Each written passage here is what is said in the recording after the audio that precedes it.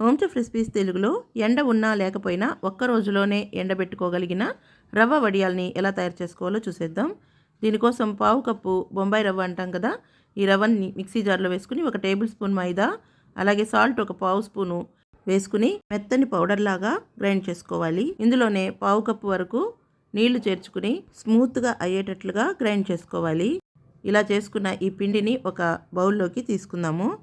ఇక్కడ నేను కొద్దిగా చేసి చూపిస్తున్నాను. మీకు ఎక్కువ కావాలనుకుంటే ఎక్కువ క్వాంటిటీలో చేసుకోవచ్చు అనమాట, ఇదే కొలతలతో.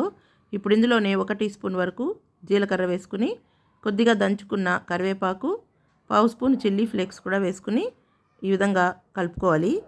తర్వాత ఒక గిన్నెలో నీళ్లు పెట్టుకుని, ఈ నీళ్లు ఉత్తిగా మరిగి వేస్ట్ అయిపోకుండా ఇందులో ఏదైనా ఉడికించుకునే ఉంటే స్వీట్ పొటాటో కానీ స్వీట్ కార్న్ కానీ వేసుకున్న తర్వాత పైన ఇలాగా మోమోస్ గిన్నె కానీ లేదంటే మనం ఇడ్లీ కుక్కర్ కూడా పెట్టుకోవచ్చు.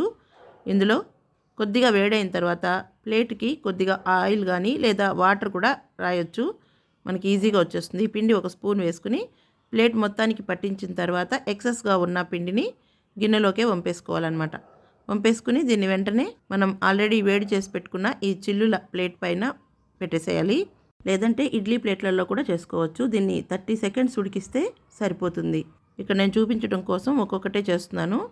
ఇడ్లీ ప్లేట్లలో అయితే మనకు ఒకేసారి ఎక్కువ మొత్తంలో చేసుకోవచ్చు. ఇది కొద్దిగా ఆరిన తర్వాత లేదా ఒక వాటర్ ఉన్న గిన్నెలోకి దీన్ని వేసేస్తే ఇంకా ఈజీగా తీసేసుకోవచ్చు అనమాట. ఇలా తేలిగ్గా వచ్చేస్తుంది. వీటిని మనము ఒక పొడి బట్ట పైన కానీ ఈ విధంగా ప్లేట్లో కానీ పెట్టేసి, ఎండ ఉంటే ఎండలో పెట్టచ్చు, ఎండ లేదంటే కూడా ఫ్యాన్ కింద పెట్టేసి ఒక రాత్రంతా ఆరబెట్టేసుకుంటే పొద్దున్న కల్లా చక్కగా ఎండిపోతాయి.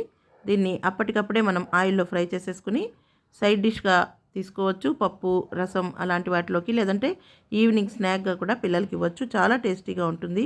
ఇదే విధంగా ఎండతో పని లేకుండా ఫ్యాన్ కింద ఒక్క పూటలో ఆరబెట్టుకోగలిగిన సగ్గుబియ్యం వడియాలు, సగ్గుబియ్యాన్ని పిండి చేసుకోవడం, ఉడకబెట్టుకోవడం లేకుండా చేసుకునే రెసిపీ కూడా మన ఛానల్లో ఉంది. ఆ వీడియో లింక్ కూడా మన డిస్క్రిప్షన్లో ఇస్తాను, చెక్ చేసుకోవచ్చు. ఈ రెసిపీ మీకు నచ్చినట్లయితే మీరు తయారు చేసి చూసి ఎలా వచ్చిందో కామెంట్ చేయండి. మీకు నచ్చితే మీ ఫ్రెండ్స్కి, రిలేటివ్స్కి షేర్ చేయండి, లైక్ చేయండి. మరిన్ని వంటల కోసం మా హోమ్ చెఫ్ రెసిపీస్ తెలుగు ఛానల్ని సబ్స్క్రైబ్ చేసుకోండి.